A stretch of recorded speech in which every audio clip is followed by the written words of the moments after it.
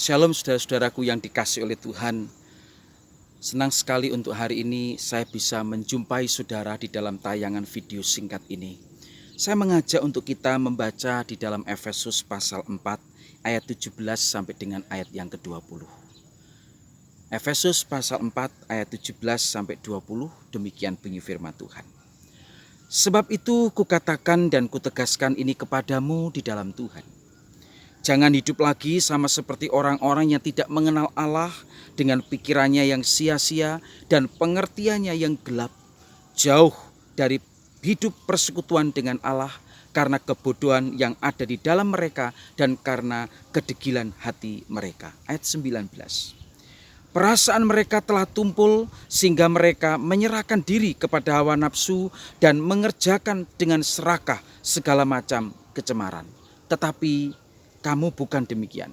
Kamu telah belajar mengenal Kristus.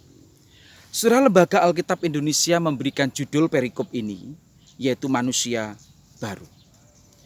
Saudara, Paulus menyampaikan sesuatu yang sangat penting, sesuatu yang sangat urgent tentang manusia baru. Seperti apa manusia baru yang Tuhan harapkan untuk itu terwujud di dalam diri kita?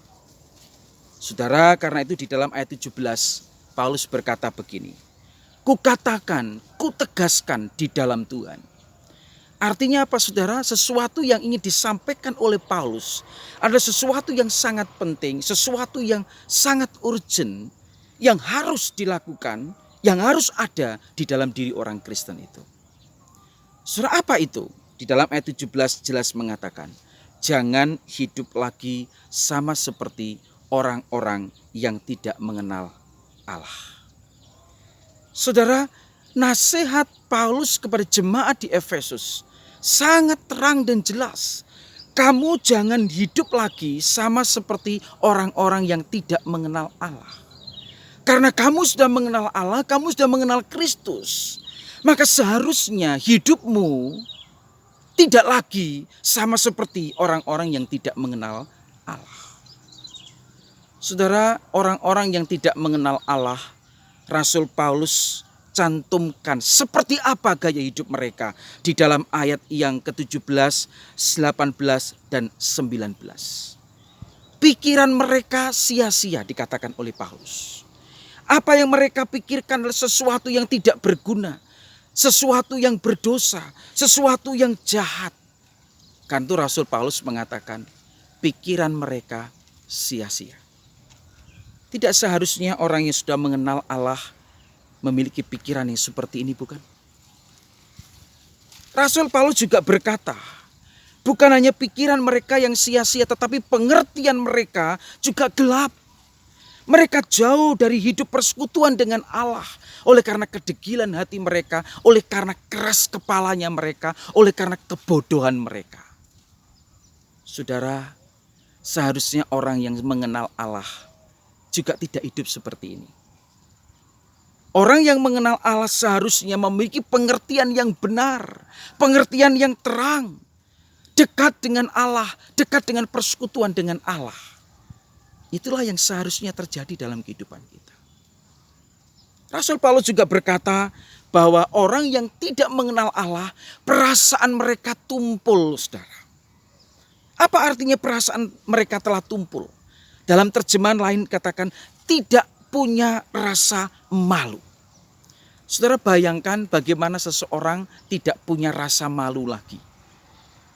Rasul Paulus ingin mengungkapkan bahwa orang-orang yang tidak mengenal Allah, mereka menyerahkan hidup mereka kepada hawa nafsu. Mereka suka melakukan hal-hal yang jahat, hal-hal yang kotor, hal-hal yang cemar. Mengisi hidup mereka dengan melakukan hal-hal yang tidak sepantasnya mereka lakukan. Seharusnya orang yang sudah mengenal Allah tidaklah demikian, bukan? Saudara, karena itu di dalam ayat yang ke-20 dikatakan, tetapi kamu bukan demikian. Kamu telah belajar mengenal Kristus. Saudara yang dikasihi oleh Tuhan, Tuhan menghendaki untuk saudara dan saya menjadi manusia yang baru. Seperti apa manusia yang baru itu?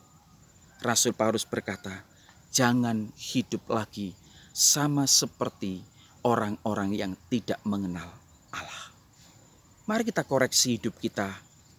Mari kita mengoreksi diri kita masing-masing.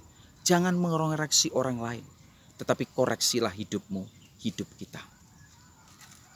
Apakah kita sudah betul-betul menjadi manusia yang baru? Manusia di mana Kristus tinggal di dalam diri kita.